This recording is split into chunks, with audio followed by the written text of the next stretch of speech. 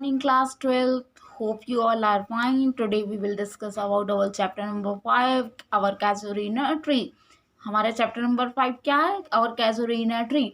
जो previous chapter में discuss किया था. स्टूडेंट, आपको इससे रिलेटेड कोई भी डाउट है तो आप मुझसे आके क्लियर कर सकते हैं.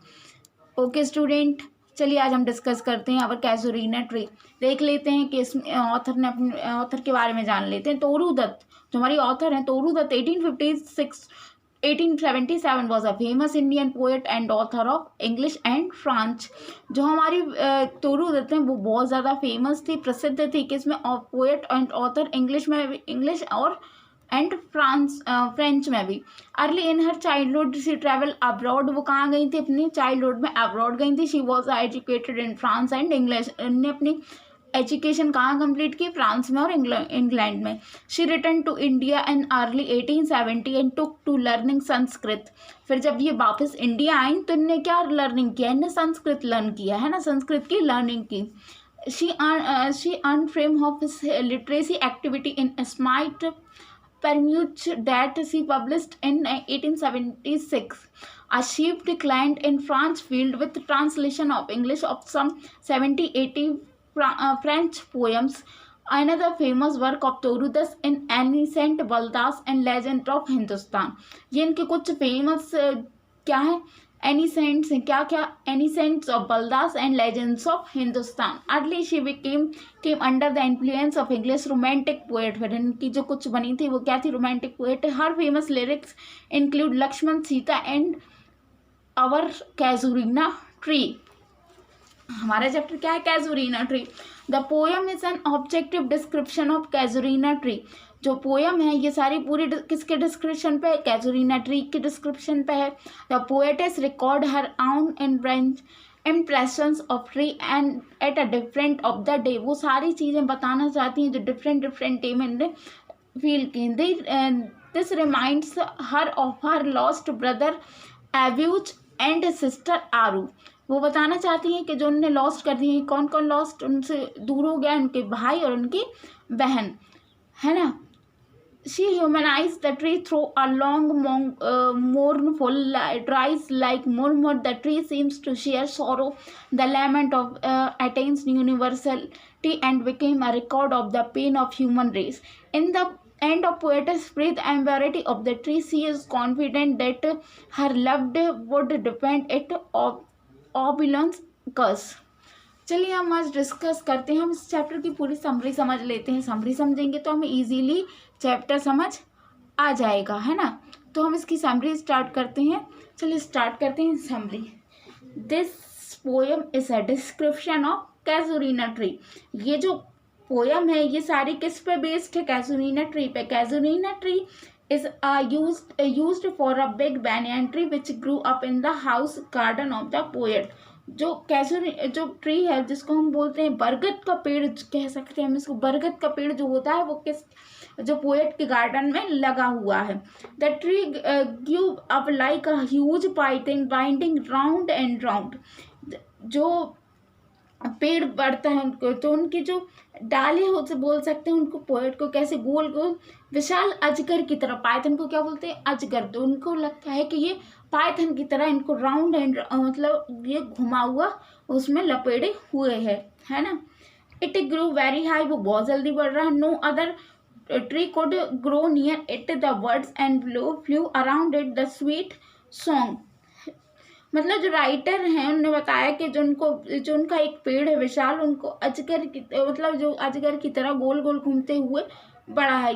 वह काफ़ी बड़ा हो गया, मतलब वो बहुत ज़्यादा बड़ा हो गया है. जो दूसरा पेड़ है उसके आसपास कोई नहीं उग सका. मतलब जो उस पेड़ जो हमारा जो है ना बरगद का पेड़ मतलब जो उनका ट्री उसके आसपास कोई और ट्री वहाँ पे नहीं बना.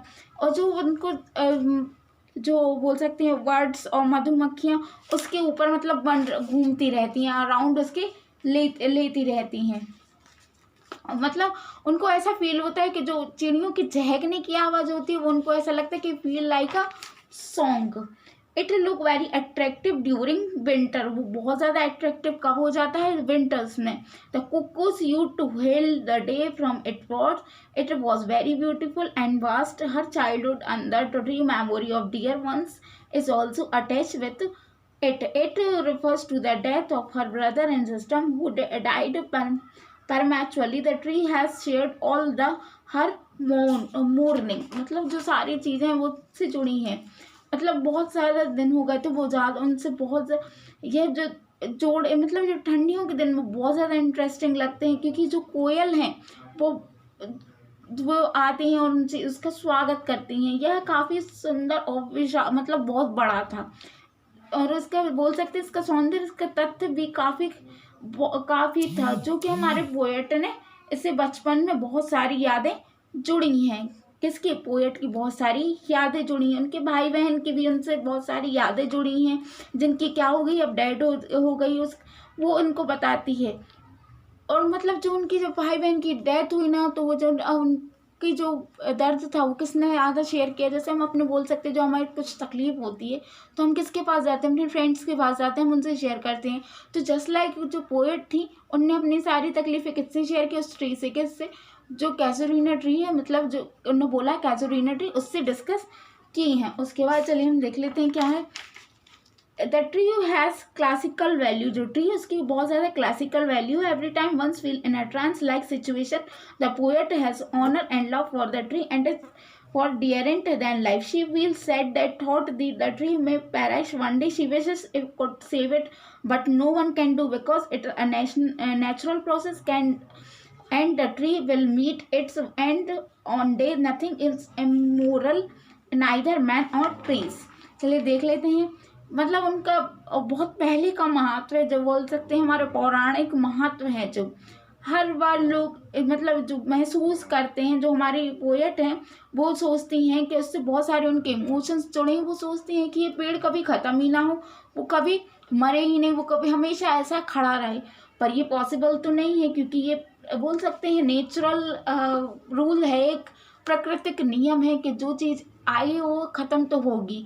तो वो पेड़ भी एक ना एक दिन जाएगा तो ही, क्योंकि कोई भी चीज़ परमानेंटली नहीं हो सकती। उसको आया तो उसको जाना ही होगा, वो हमेशा ऐसे ही खड़ा नहीं रहेगा। और क्योंकि वो चीज़ खड़ी नहीं, अंत होना ही, मतलब वो चीज़ ख़त्म होगी ही, क्योंकि कुछ भी चीज़ परमानेंट नहीं है, जो आई है उसको जाना ही होगा। तो इससे ये सारी चीज़ें क्या बताई, इसमें सिर्फ कैजुरीना ट्री में क्या समझा आज हमने चैप्टर में, कि जो हमारे पोएट हैं उनके बहुत सारे इमोशंस जुड़े हैं किससे, उस ट्री से, और वो चाहती हैं कि वो हमेशा ऐसे ही बना रहे। थैंक यू स्टूडेंट, आपको इससे रिलेटेड कोई भी डाउट है आप मुझसे डिस्कस कर लीजिएगा। Thank you so much. इसके क्वेश्चन आंसर्स मैं आपको भेज दूँगी। Stay safe, stay home.